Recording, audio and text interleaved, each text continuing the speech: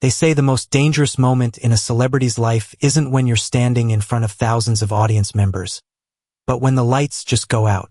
That's when you have no one left to perform for. That night, I stood alone backstage at the Dolby Theater. The applause still echoed in my ears, like a lingering resonance that refused to fade. I just finished a performance that tomorrow's newspapers would call the pinnacle of my career. My voice didn't miss a single note. The audience sang along to every line.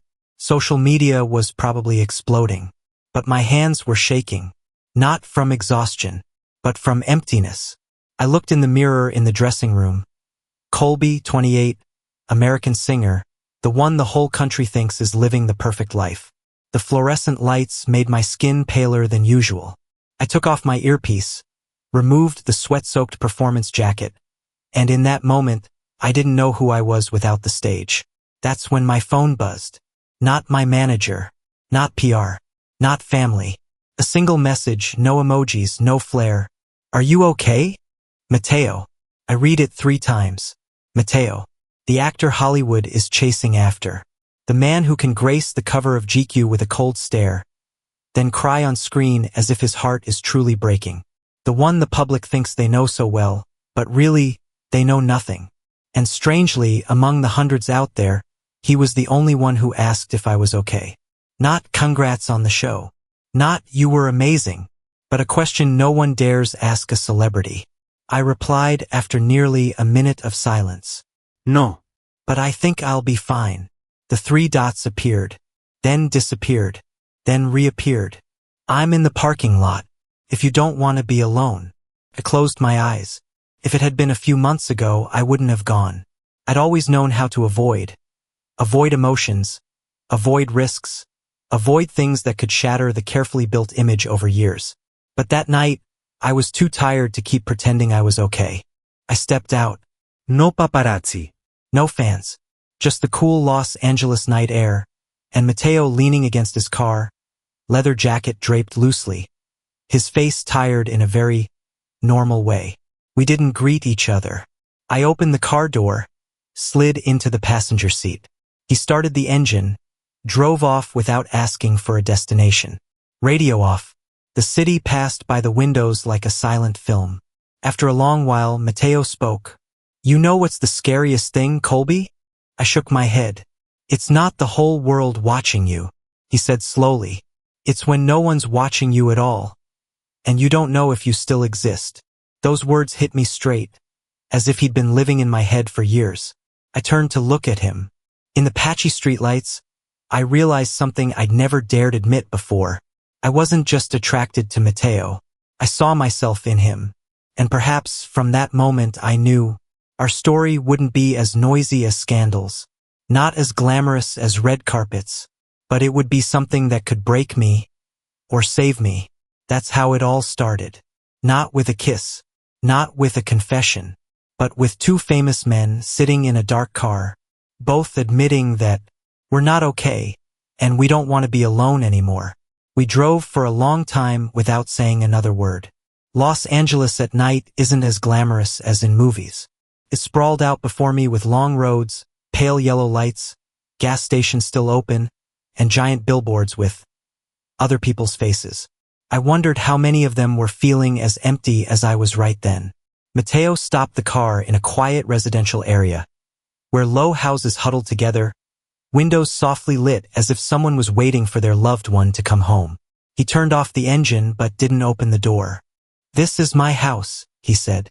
If you don't want to come up, I'll take you back. I looked at the house in front of me. Not big, not flashy, nothing like what I'd imagined for an A-list actor's life. It was normal, and strangely that calmed my heart. I'll come up, I said. We walked inside. The space smelled of wood, old coffee, and a hint of paper, as if he read a lot. No housekeeper. No security. Just 2 pairs of shoes messily placed near the door, a dark-colored sofa, and scripts stacked on the table. Mateo went straight to the kitchen, poured water, handed me a glass. His hand brushed mine for a very brief moment. But I felt it clearly, like a silent signal that we were in the same fragile space. Do you often bring strangers home? I asked, half joking, half serious. He chuckled softly. No. But I also don't often ask others if they're okay. I took a sip of water. My throat was dry, not from thirst. We sat on the sofa, far enough apart not to touch, but close enough to feel the warmth. TV off. No music. The silence wasn't heavy. It was like a pause between two long breaths. I hate how people think fame immunizes you from loneliness, Mateo said, as if money and attention can replace someone truly being there. I nodded. I used to think, if I was successful enough, I wouldn't feel lacking anymore. And then, he asked, and then I realized I'm missing the basics. I paused. Someone who knows who I am when I'm not on stage. Mateo turned to look at me. His gaze didn't evade, didn't probe, just listened. Colby, he said slowly, have you ever thought that maybe we don't have to be the version the public expects all the time? I laughed, but the laugh faded quickly. Thought about it? Yes. Dare to do it? No. He was silent for a moment, then stood up, took a softcover book from the shelf, handed it to me. This is the book I was reading when I met you, he said. It's about people who live their whole lives in roles, to the point they forget who they really are. I flipped through a few pages. There were underlined sections, notes in pencil. His handwriting was neat, but there was something very emotional about it. I don't know where this is going, Mateo said, his voice lower. I just know I don't want to keep pretending I don't need anyone. The air between us changed. It was no longer two celebrities chatting after a long night, but two men standing on a very thin edge where one more step and things wouldn't be simple anymore. I set the book down on the table. Mateo, I said, and for the first time called his name without any title. Do you understand if this gets out? It could ruin a lot of things? He nodded. Ido. I've signed enough contracts to know that. And you're still here? Yeah. Just one word. But it weighed like a promise. We didn't touch each other that night. No quis. No imbras. But there was a moment, when he placed a thin blanket over my shoulders as I nearly dozed off on the sofa, that my heart beat so fast it hurt. I realized intimacy doesn't always need skin on skin. Sometimes it's in being allowed to be vulnerable in front of someone else. When I left Mateo's house near dawn, the sky was just turning pale gray. He stood at the door, hands in his pockets, quietly. Will we talk again? I asked. He smiled. If you want to share more of your ordinary days. I nodded. And on the way home, for the first time in a long while, I didn't turn on music. I let the silence surround me, no longer empty, but full of possibilities. I didn't know what I was stepping into yet. I just knew the story between me and Mateo had begun, and it wouldn't be easy, but maybe it would be real. After that night, we didn't rush into each other like the stories people love to tell about two lonely men finding each other in the dark. We slowed down. Mateo didn't text me every morning. I didn't call him every night. Instead, we left just enough space, like two people used to having everything in their lives monitored, so the first instinct when something precious appears is to keep it private. I went back on tour. Chicago, Boston, New York. Cities blending into each other like tracks on an endless album. Every night, I still stepped onto the stage, still heard my name screamed like waves. But one thing was different. After each show, when I returned to the hotel room and opened my phone, I no longer felt like I was falling into a silent pit. Sometimes it was a very short message from Mateo. Today I shot a tough scene. Thinking of you. No hearts. No exclamation marks. But enough to make me sit on the bed, exhale a long breath, as if someone had placed a hand on my shoulder from thousands of miles away. There were nights I called him when it was past midnight in LA. We didn't talk deeply, just fragments of everyday life. He complained about last-minute script changes. I told him about a fan crying in the front row. Two celebrities, but talking like two guys trying to hold on to normalcy. I just went to the supermarket, Mateo said in one call. Do you know how weird it feels not to be recognized? I laughed. Like disappearing. Yeah, he replied, but a pleasant kind of disappearing. We met again after nearly a month. Not in LA. But in New York, the city that never cares who you are, as long as you don't block the subway. I had a day off between shows. Mateo was filming in Brooklyn. We had an unspoken rule. No hugs, no hand-holding in public, no lingering looks. It sounded like a list of prohibitions, but for us, it was the only way to protect what was budding. We walked along the East River. Cold wind, gray sky, ferries drifting slowly like my thoughts then. Mateo wore a knit hat pulled low. I wore sunglasses even though there was no sun. "Don't you find it funny?" I said. "That two people whose faces are known to the world have to pretend to be strangers?" Mateo tilted his head. "I'd find it sadder if we couldn't meet." Those words stayed with me the whole way. We had lunch at a small diner where the waiter was too tired to look closely at customers. Mateo told me about his childhood.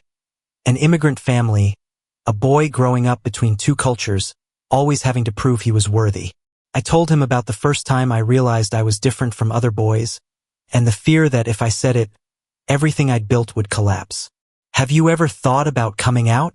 I asked very softly. Mateo didn't answer right away. He looked out the window, where a man was holding his son's hand crossing the street. "I think about it every day," he said. "And then I think about contracts, the team, the people who'd lose jobs if my image changed." I swallowed hard. Me too.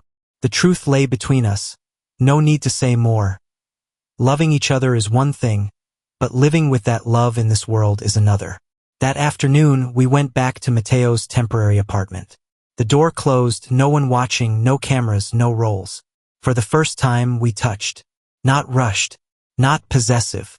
Mateo placed his hand on my wrist, as if asking permission. I nodded very slightly.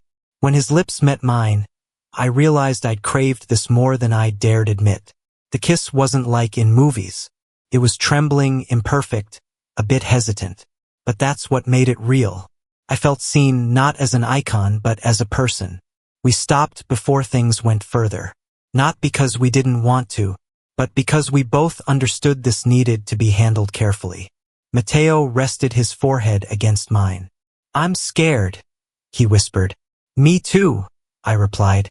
But we stayed there, in each other's arms, in a quiet room, sharing a moment that belonged to no one else. That evening, when I left, New York lit up. I stepped into the crowd, carrying a feeling both full and anxious, as if my heart had found a home, but the path there was still thorny. I knew, from now on, my ordinary days wouldn't be entirely ordinary anymore, because I was sharing them with Mateo. Our relationship didn't have a clear anniversary to mark. No one said, "Let's make this official." No kiss in the rain or promise uttered in a perfect moment. It just happened that, at some point, Mateo became the first person I wanted to text when I woke up, and the last one I thought of before sleep. We learned to exist in each other's lives through very small things. A playlist I sent him at 3 a.m., with songs I'd never dared release, too personal, too raw. Mateo listened to each one, then sent back a rare long message, saying a melody made him pull over on the side of the road. A photo he took of a home-cooked dinner, slightly burnt pasta, yellow light, a messy table corner with the caption, "Not as pretty as in movies, but tasty." I saved them all, like collecting evidence for something I feared would vanish. The closer we got, the more cautious we had to be. My manager started noticing. Questions were asked very cleverly, very professionally. "You seem distracted lately. Is something keeping you up at night? Don't let the press sniff anything unusual." I nodded, smiled, said I was fine. I was used to lying for my career.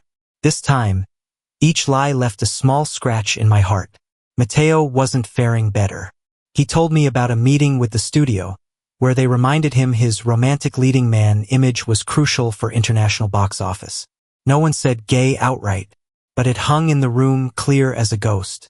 "I feel like I'm betraying myself," he said in a call. "But I don't want to hurt the people who trusted me." I didn't know how to comfort him, because I was at the same crossroads. We met less often, not because we loved less, but because of fear. Each meeting was a calculated risk. Car parked wrong. A look too long. A photo snapped from afar. Once, we had to pretend to argue in a crowded cafe, just to distract a suspicious guy with a camera. Mateo played cold so well I almost believed it. Outside, he didn't look at me, didn't touch me. Only when in the car, door closed, did he breathe heavily. "Sorry," he said. "I hate having to do that." I placed my hand on his. "I know." But the hurt stayed. The climax came one morning when I woke up to dozens of unread messages. An entertainment blog posted, "Colby spotted entering and leaving Mateo's apartment. Just friends? No intimate photos. No clear evidence." But that was enough for social media to start speculating. My manager called immediately.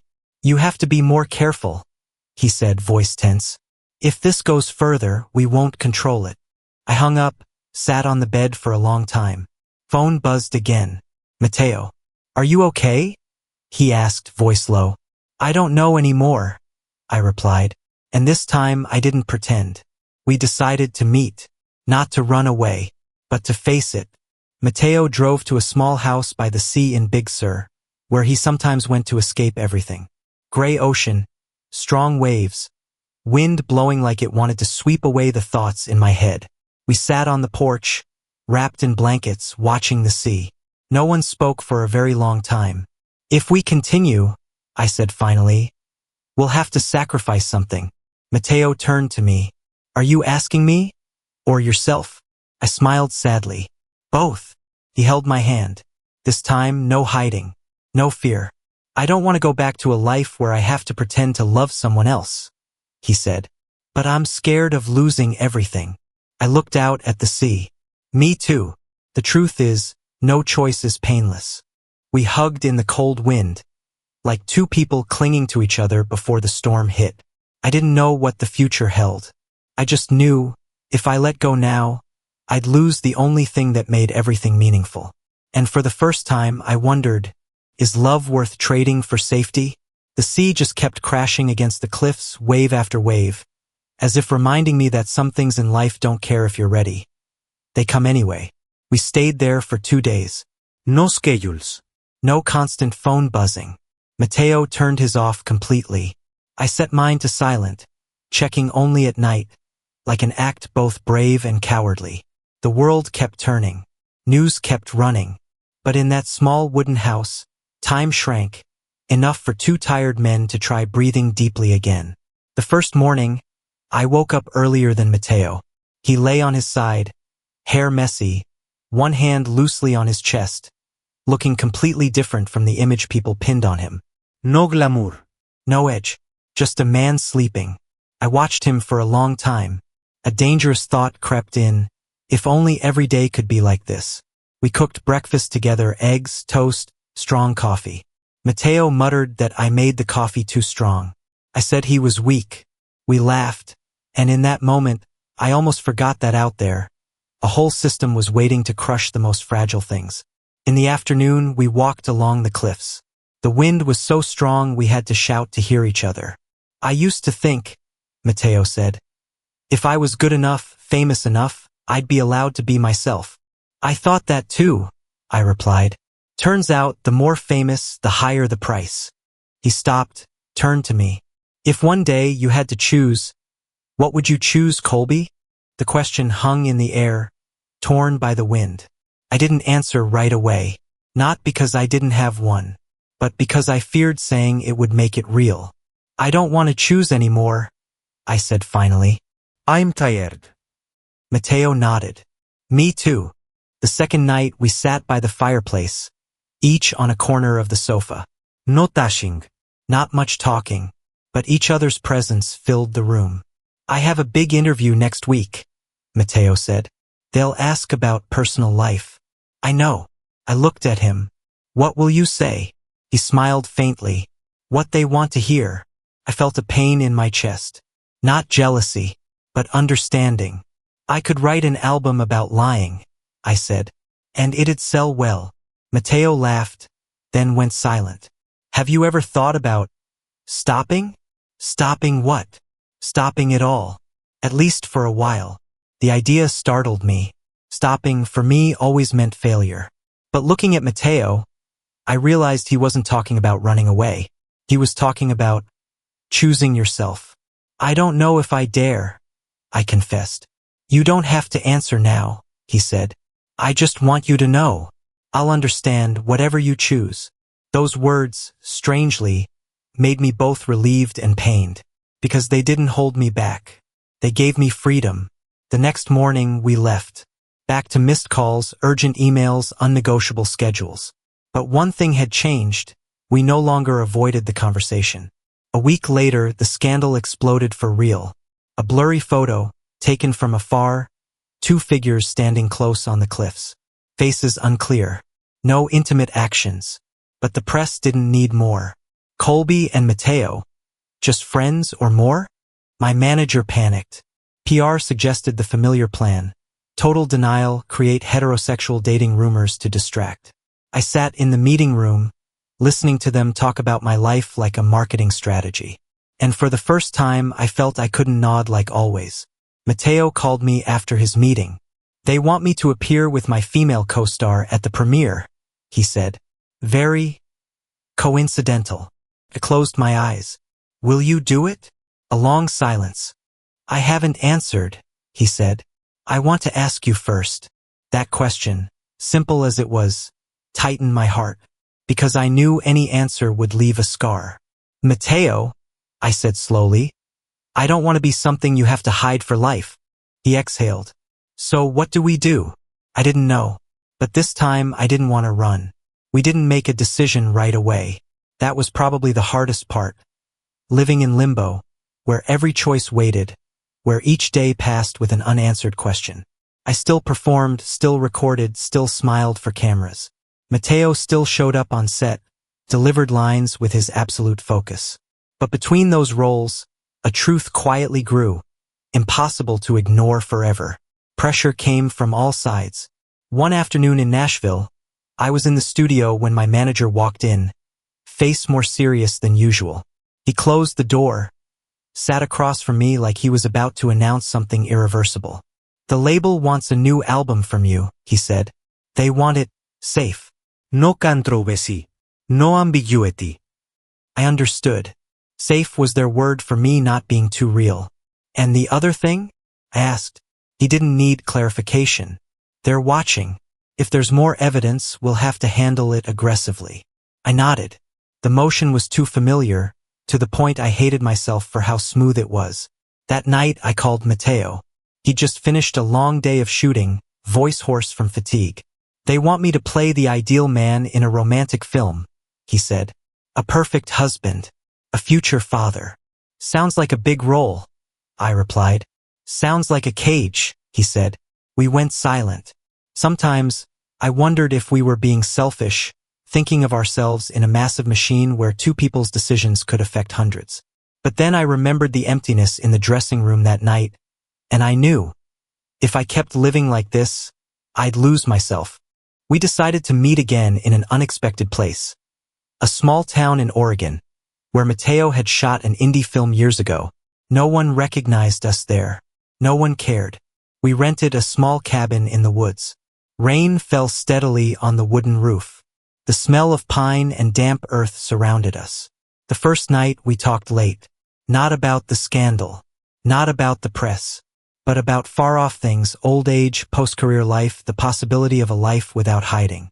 I don't need the whole world to know, Mateo said. I just need to live truthfully with the person beside me.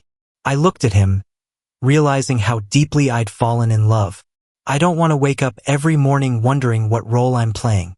We held hands, not in fear, but in resolve. The decision came the next morning very quietly. I was standing on the porch, watching the fog lift among the trees, when Mateo came out, draping a jacket over my shoulders. If we keep going like this, he said, we'll lose each other. Not because we stop loving, but because we're too scared. I turned to look at him. What are you saying? At least one of us, he said slowly, has to dare to live truthfully. No big announcement. Just, no more lying. Those words choked me. I have an upcoming acoustic show, I said. No livestream. No TV. Just a few hundred people. Mateo looked at me. And, I want to sing a song I've never released, I said. Not explicitly about you, but enough that, if someone listens, they'll understand. He said nothing, just hugged me tight. That show happened in a small theater. No fireworks. No choreography. Just me, a guitar, and warm lights. I sang about ordinary days, about cold coffee, late-night calls, loving someone you can't name publicly. I sang with my truest voice. The audience was dead silent. When I finished, no screams. Just a long, slow, thoughtful applause. The next morning, social media blew up. Not scandal. No accusations. Just people saying they felt seen. Mateo texted me, "You just did something very brave." I replied, "We're just beginning." After that acoustic show, I couldn't pretend things could go back to normal. No official press release. No carefully prepared coming out. Just small changes, but enough for the perceptive to notice. I no longer dodged questions about song inspirations. I didn't edit lyrics to make them vaguer. And most importantly, I stopped convincing myself that truth was something to hide at all costs. Mateo started changing too in his own way. In an interview about his new film, when asked about love, he didn't tell the familiar story of right person, wrong time. He just said, "I'm learning to cherish the most ordinary things. The ones that don't make the papers." That statement didn't cause a storm, but it lingered. We kept meeting, cautious but no longer panicked. Private dinner in Santa Monica. A short weekend in New Mexico, where the sky was so vast it made every fear seem small. We didn't try to create memorable moments. They happened naturally. Once, Mateo stood in the kitchen of my LA apartment, washing dishes while humming the wrong lyrics to one of my songs. I leaned against the doorframe, watching him, and realized I was smiling in a way I'd only reserved for the stage before. "You know," I said, "if someone told me a year ago that my happiness would look like this." Mateo turned. "Like what?" "Quiet," I replied. He smiled. "I used to think happiness had to be louder, but quiet didn't mean easy." One evening, while we were watching an old movie, Mateo's phone buzzed. He looked at the screen, then set it down, his face changing. "The studio wants me to sign for 3 more installments," he said. "Long-term contract. Image clauses very tight." I understood immediately. They didn't say it outright, but they want you to keep playing the man the audience is used to seeing. Mateo nodded. "And that means we'd have to go back to the shadows." The room went silent. I felt an old fear rise, not loud, but simmering. Fear that, in the end, this love would still come after career. "What do you want?" I asked very softly. Mateo looked at me for a long time. "I want a life where I don't have to explain to myself every morning." I held his hand. "Then don't sign." He smiled sadly. "Easy to say." "I know," I said, "but I'll be here, whatever you choose." This time, those words weren't giving him freedom to leave. They were a commitment that I wouldn't force him to be a different version of himself, even for me. A few days later, Mateo declined the contract. No drama, no fuss, just a polite email, thanking for the opportunity. The consequences came fast. Some projects postponed indefinitely. Some calls went unanswered. He entered what the industry calls a quiet period. I saw him struggle. Some days he was frighteningly silent. I didn't try to fill the voids. I just stayed, made coffee, cooked, listened when he was ready. "Do you regret it?" I asked one evening. Mateo shook his head. "No, but I'm scared." I hugged him. I was scared too when I started writing real songs. And then I realized, I said, "I don't want to go back to the old way." We slowed down life. Not because there was nothing to do, but because we chose to. I finished my new album, no cover-ups, no distractions. Mateo started reading indie scripts, small stories, low budget, but full of soul.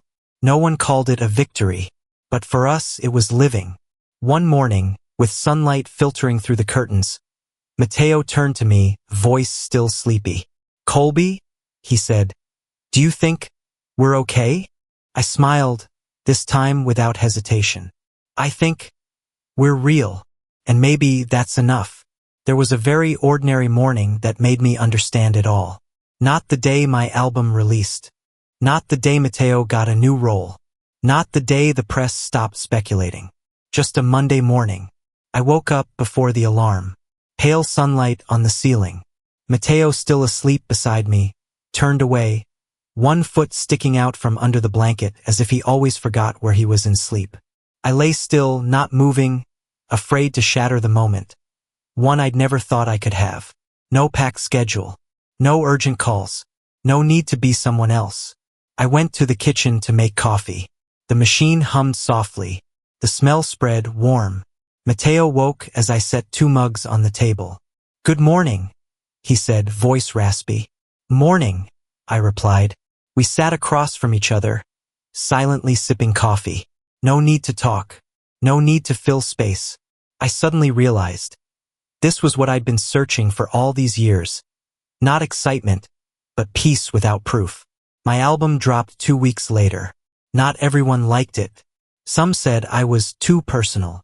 Some said I gambled my image. But there were long messages, emails from people I'd never met, saying they'd listened to it at night, and for the first time they didn't feel alone. Mateo got a small role in an independent film. No big red carpet. No massive promo. But when I watched him on screen, a ordinary man, vulnerable, loving the wrong way but real, I cried. "You're great," I said when the film ended. Mateo held my hand. "Thanks for staying." We never officially came out, but we stopped lying. We appeared together in safe spaces. Friends knew. Those who understood. When asked, we didn't deny. Just didn't explain. Our lives were no longer a story needing absolute silent protection. Once, a reporter asked me backstage, "What's changed Colby the most in the past few years?" I thought of Mateo waiting in the car. Thought of quiet mornings. Thought of not hating myself in the mirror. "I've learned that," I said, "happiness isn't extraordinary days. It's sharing ordinary days with the right person." That night, as we lay beside each other, Mateo turned to me. "Do you regret it?" he asked. "For what?" "For choosing this path." I shook my head. "No. If I had to do it again, I'd still choose you. Choose us. Choose these ordinary days." He smiled, pressed his forehead to mine. No dramatic kiss. No swelling music. Just 2 breaths merging into one. I used to think a celebrity story had to end with a big bang. A scandal, a statement, a historic moment. But our story ends, and begins again every day with the simplest thing. We wake up. We live real. And we're together. We share ordinary days. And for me, that's love.